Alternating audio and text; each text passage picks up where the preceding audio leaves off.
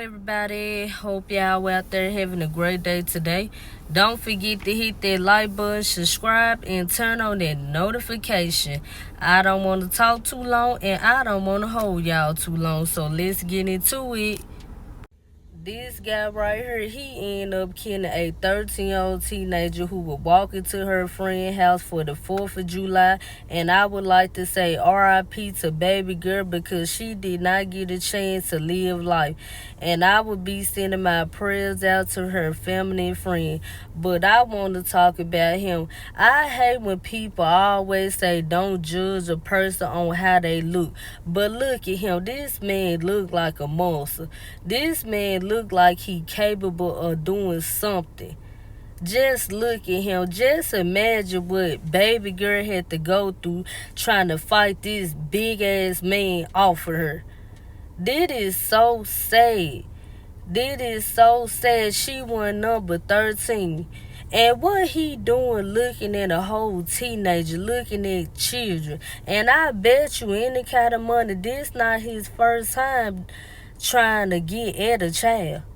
I bet you any kind of money, he probably did this before, but he probably didn't get caught the first time because I know a lot of children and grown women be afraid to speak up. But now he done end up killing a 13-year-old teenager. And it is so sad. Then they actually caught him on camera fathering her. But like I said, I don't want to talk too long. I'm going to let you all watch the rest of the video and let me know in the comment section what you all think about this situation. These people like him, they need to rot in jail. They need to hide people like him. Because at the end of the day, the ones that be out here doing this type of stuff, it seems like they get less years versus a person out here trying to sell drugs.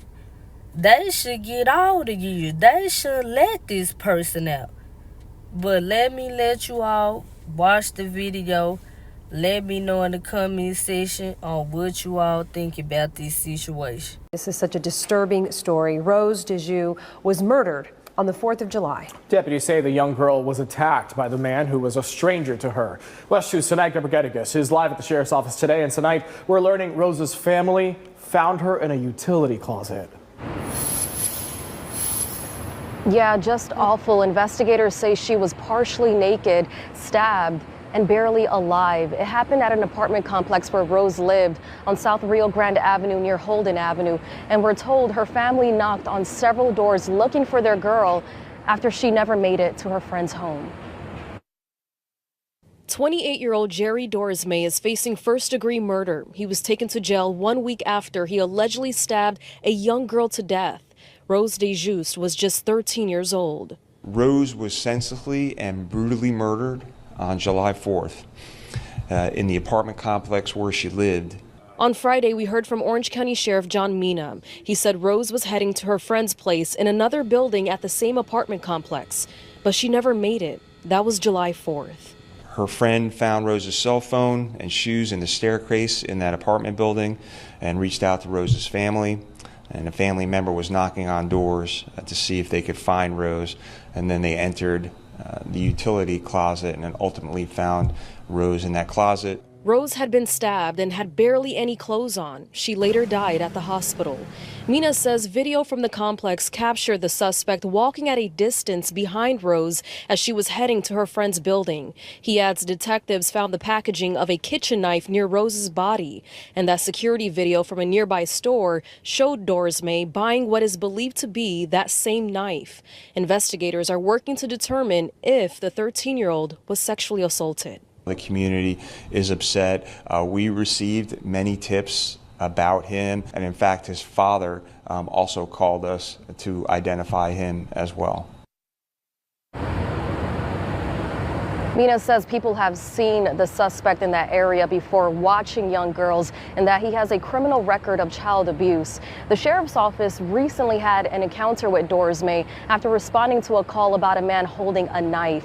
Mina says during that response, Dorsmay punched deputies, but was ultimately Baker acted and released.